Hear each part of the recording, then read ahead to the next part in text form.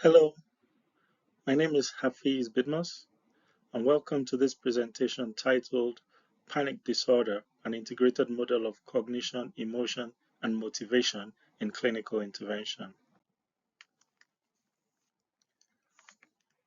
Panic disorder affects millions of people, characterized by sudden, overwhelming waves of fear known as panic attacks. What is really happening beneath the surface? In this presentation, we will look into how panic disorder is best understood not just as an anxiety condition, but as a treatable dysregulation of a core cycle involving cognition, our thoughts, emotion, specifically fear, and motivation, our drive to act. We will explore the neuropsychology of panic, break down this cognitive motivational cycle, and finally review the evidence-based interventions that can break it. Let's start with the emotional firestorm. During a panic attack, the brain's fear network goes into overdrive. Key structures like the amygdala, the hypothalamus, and the locus coeruleus sound a false alarm.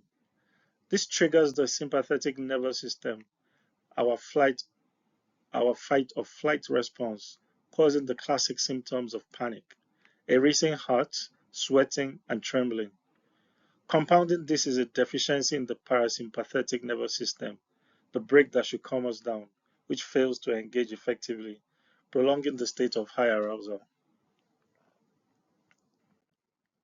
Now, enter cognition.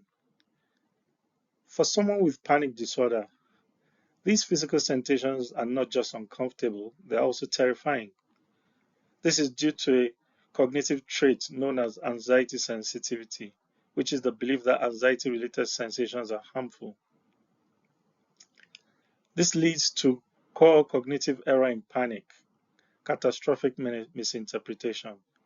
A perfectly normal fast heartbeat is misinterpreted as a sign of an imminent heart attack, or dizziness is seen as a sign that one is about to faint or go crazy. This sparks the fear. Furthermore, individuals develop an attentional bias, becoming hypervigilant, constantly scanning their bodies for any sign of threat, which only fuels the cycle. This combination of intense emotion and catastrophic cognition creates a powerful motivational state. The primary motivation becomes flight, and for some individuals, a freeze-like shutdown, an overwhelming urge to escape the current situation. This escape is negatively reinforced because leaving does reduce the anxiety in the short term, and thus strengthening the behavior. When this motivation to avoid generalizes to many places or situations, it develops into agoraphobia, which is essentially a pervasive pattern of motivated avoidance driven by the fear of having a panic attack. These components come together and form a vicious self-perpetuating cycle. It starts with a bodily sensation. That sensation is met with a catastrophic thought. That thought then triggers the emotion of intense fear and panic. That fear creates the motivation to escape or avoid, and successfully escaping reinforces the original catastrophic belief that the sensation was dangerous, leading to even greater vigilance for future sensations. And so the cycle continues, thus trapping the individual. Fortunately, this cycle can be broken.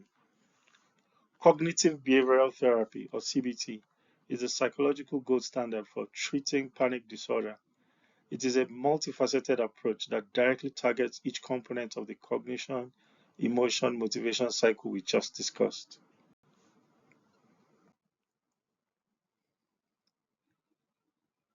First, we target the cognition through cognitive restructuring. This involves teaching individuals to identify their automatic catastrophic thoughts as they occur. Then they learn to challenge these thoughts by examining the evidence. Is a racing heart always a heart attack? I have felt this before and been okay. They then generate more rational, balanced alternatives to break the cognitive spark of the cycle. Second, we target the emotion directly through interoceptive exposure. This involves systematically and safely bringing on the physical sensations of panic in a controlled clinical setting. For example, spinning in a chair to create dizziness, or breathing through a thin straw to simulate breathlessness. The goal here is habituation, to repeatedly trigger the physical sensation until the emotional fear response to it extinguishes. This disconfirms the catastrophic belief, showing the brain that the sensations are uncomfortable but not dangerous.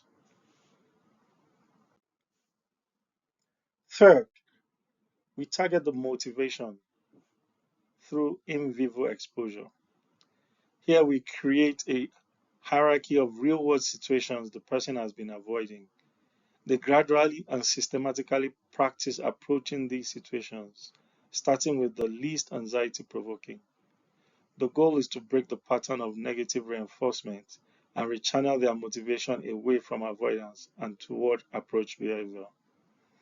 They learn that they can cope and that the situations themselves are not that threatening. Often used in conjunction with CBT, medications can be a crucial part of treatment. SSRIs like paroxetine or sertraline are first line.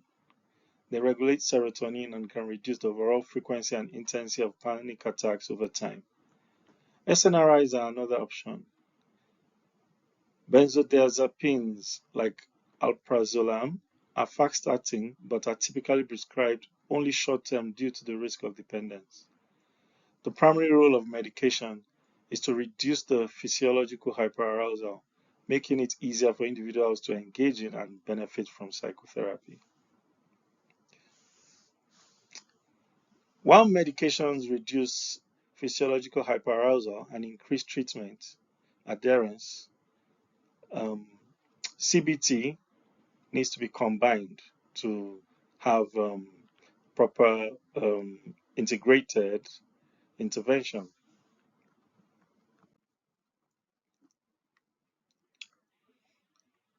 Beyond formal therapy and medication, psychosocial support is vital.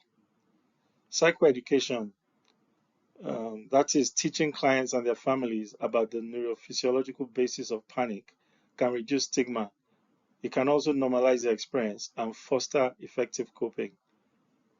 Strong social support networks are also associated with improved outcomes and reduced relapse risk. Finally, foundational lifestyle factors like prioritizing sleep, regular exercise, and reducing caffeine and alcohol intake can help buffer against panic triggers.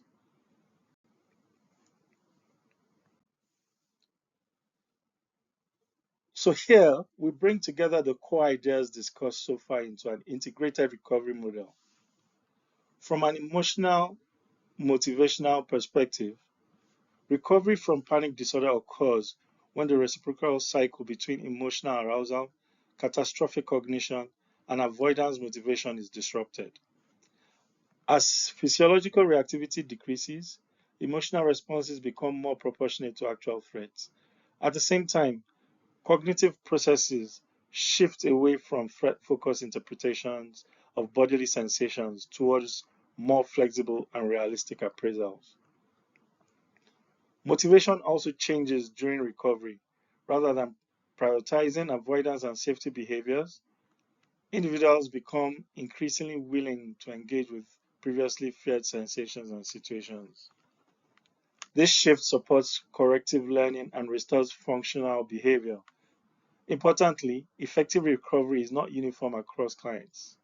Treatment adaptations may be required based on cultural beliefs about bodily sensations, developmental stage, comorbid mental or medical conditions, and levels of social support. When emotion, cognition, and motivation are addressed together, treatment moves beyond symptom control towards long-term psychological flexibility and improved quality of life. In conclusion, We have seen that panic disorder is a complex but understandable dysregulation of cognition, emotion, and motivation. It's a cycle where catastrophic thoughts ignite a fear response, which motivates avoidance, which in turn reinforces the fear. The power of treatments like CBT lies in their ability to break this cycle at every point.